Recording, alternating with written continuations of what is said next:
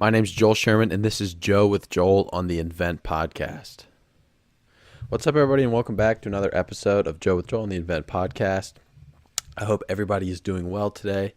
I hope that you've taken some time to practice some mindfulness or meditation, and if not, maybe pause the video and take some time to do that.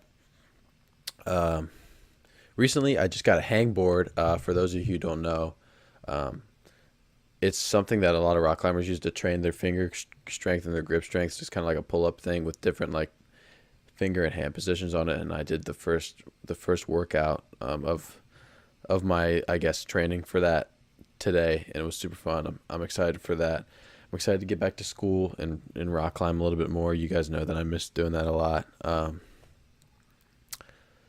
What else is going on? Last weekend I ran 16 miles on Sunday, which it took a little over 2 hours, and it just felt good to start getting those longer distances in. It's starting to get me closer to kind of that idea of running ultra marathons, I guess. This coming Sunday is an 18 miler, and the next Sunday is 20. So I know those will feel pretty good. I actually felt surprisingly good afterwards. The rest of the day, I was moving around pretty well, and I wasn't too sore. But, it was 16 miles, so it did take something out of me. And I love those days, actually, because after I run, I feel like I can just eat whatever I want for the rest of the day. And that's kind of what I did. I mean, I still remain pretty healthy, but I definitely ate a lot of food. And everybody always likes eating a lot of food. So, the other day, yesterday, I was actually getting the plywood to hang out my hangboard, and there was this homeless guy that was begging on the side of the street for some money, and some woman yelled something at him. I didn't hear what she said, but it was probably something like get a job or something like that, because he like looked away from her, and it was like rude, which it was obvious she said something rude to him. And I gave the guy some change, or it was like I didn't really have that much, but I gave him some change. And I don't know, I just kind of want to get on here and say something about that, because I don't know, being mean to homeless people in that regard is always something that I've looked down upon. And I think that a lot of people, you don't know what anybody's going through. You don't know why somebody's in a certain circumstance. So I just kind of wanted to get that message out there, not to put down homeless people, or anybody for that matter, for the situation that they're in, even if they're begging for money. What else? Oh, I just listened to a podcast. It was Joe Rogan, Bert Kreischer, Tom Segura, and Ari Shaffir. They do like this sober October thing where they don't do drugs or alcohol for a month for October, and they do some fitness challenge. Last year was like a big thing, and I caught into it last year, but they just released their planning podcast for the new one, and it looks pretty good. And I was actually thinking about kind of doing something similar for myself and maybe a few of my friends for the month of October, taking on a big fitness challenge, because that might be something fun to look into. But yeah, that's what I got going on. I just wanted to say, if you're watching on YouTube, I'm sorry for the lack of visual. I needed to. I didn't have much time to record the podcast before it had to upload today, and the camera battery was dead, so that was just poor planning on my part. But hopefully next week we'll get the video and visuals back up. And just overall improving those as we can, and just improving the quality of the podcast in general. One thing that I've been thinking about recently is trying to get guests on, or going and interviewing people. There's a few people that I have in mind that I have access to, and I know being back at school, I'll be able to talk to a bunch of professors and stuff, and it might be a cool thing to interview them and talk to them and record the conversation and get it up on the podcast, because always talking to experts and stuff like that is something that's interesting. And I think a lot of people can kind of, people can want to listen to that kind of thing. But I wanted to do something a little bit different with this episode. I finished Mind Gym by Gary Mack a few weeks ago, and there was a section in it, there was a little poem excerpt that I really stuck with me, and I looked up the rest of the poem, and I wanted to read that on the podcast and then kind of break it down and analyze it and talk about the ideas that it kind of brings forth. So this poem is it's called "The Man in the Glass" by Peter Dale Wimbrow Sr. And I'm going to read it first, and then I'm going to go stanza by stanza and talk about it. So, "The Man in the Glass." When you get what you want in your struggle for self, and the world makes you king for a day, just go to the mirror and look at yourself and see what the man has to say. For it isn't your father, your mother, or wife whose judgment upon you must pass.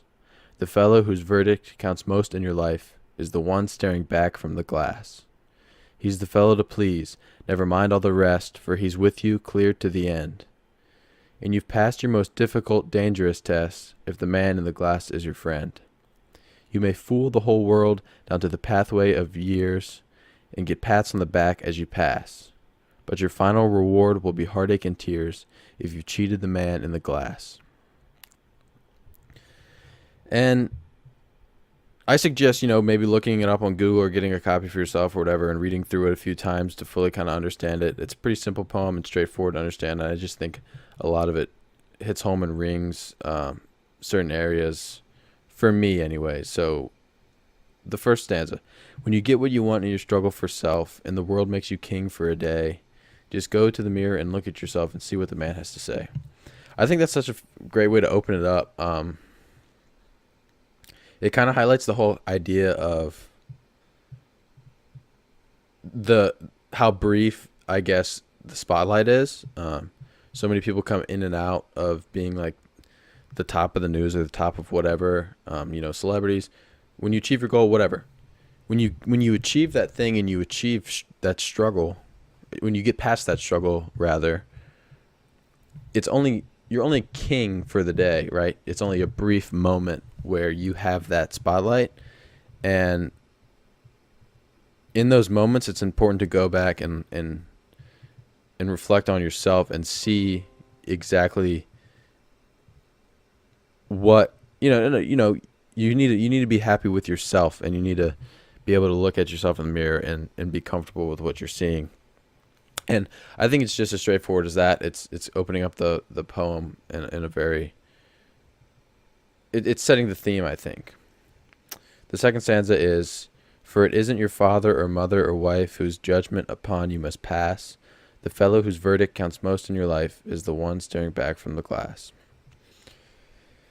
And that's kind of like up front. It's like, oh yeah, that's a great idea. But when you think about kind of the, I guess, velocity of that idea, it's kind of extreme, you need to be so, I guess, comfortable with yourself that you don't even care what those closest to you think. Your father, your mother, your wife. I think you need to have such good self-image and such good control that even those people their opinion doesn't matter or faze you. It's kind of like a steadfastness to your belief system, and it's kind of like just proving how important it is to follow your own ideas and stay in control of what you think. The fellow whose verdict counts most in your life is the one staring back from the glass. So it's bringing it back to the self. I like how each stanza is ending with the mirror, because it's kind of driving home the point that that's the most important piece of this poem is the idea of the reflection and seeing yourself,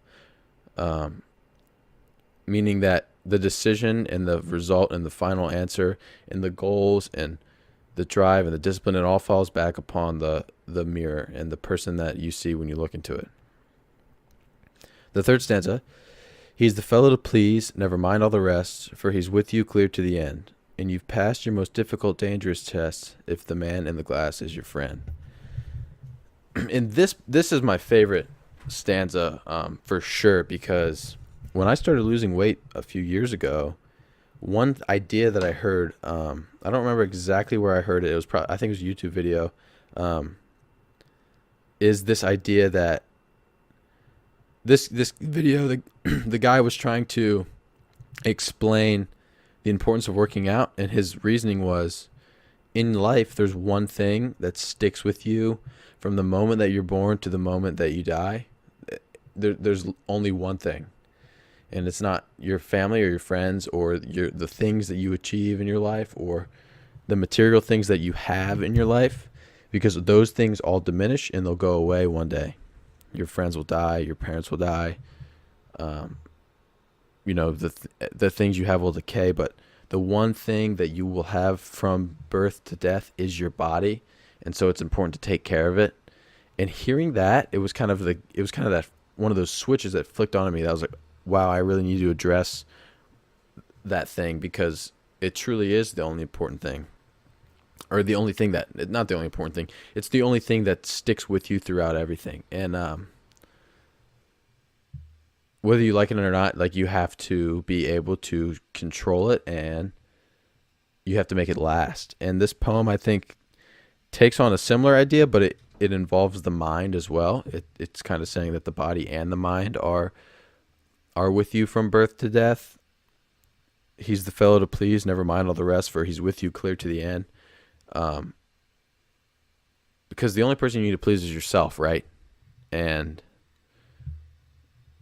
it goes with the rest of the ideas of this poem. I think, you know, nobody else's verdict matters. It doesn't matter what you accomplish because the spotlight's short. It just matters being happy with your decisions and being happy with the things that you do. It's pleasing yourself, pleasing the man in the mirror. The last stanza, you may fool the whole world down the pathway of years and get pats on the back as you pass, but your final reward will be heartache and tears if you've cheated the man in the glass. And that's something that kind of hits a little, it's something that I haven't experienced really, or seen a whole lot of in my life because, I'm pretty young. I'm 19 and I don't have a lot of, I haven't seen a lot of it, but it's something that you definitely hear a lot about where people, they work so hard to make a lot of money and they make all this money and they have all these things and then they end up dealing with heartache and pain. And, it's clear, I think, from history, from everything, that those material things aren't what's going to make you happy in the end. And if that's what you're chasing and you're cheating your way to get there, you're never going to be content. But your final reward will be heartache and tears if you've cheated the man in the glass. That's such a powerful way to end it because it's kind of leaving the reader on a hopeful note, saying it's kind of a hopeful note, but it's also a little bit scary, saying like, wow, this is going to be a tough road, but it'll be worth it because if you cheat, if you take shortcuts, if you try to find answers the easy way, you're not going to be rewarded for it. Thank you guys so much for watching. I encourage you to go and read that poem for yourself and analyze it and take it for what you want. It was definitely powerful for me to read myself and kind of analyze, and I hope that you can get something out of it. This week's end quote is by Jocko Willink. We've done an end quote from him before. He's an ex-Navy SEAL. He's the author of Extreme Ownership and Discipline Equals Freedom. He's a motivational speaker. He's a super intense guy. Also recommend checking him out. He said, "You must own everything in your world. There is no one else to blame."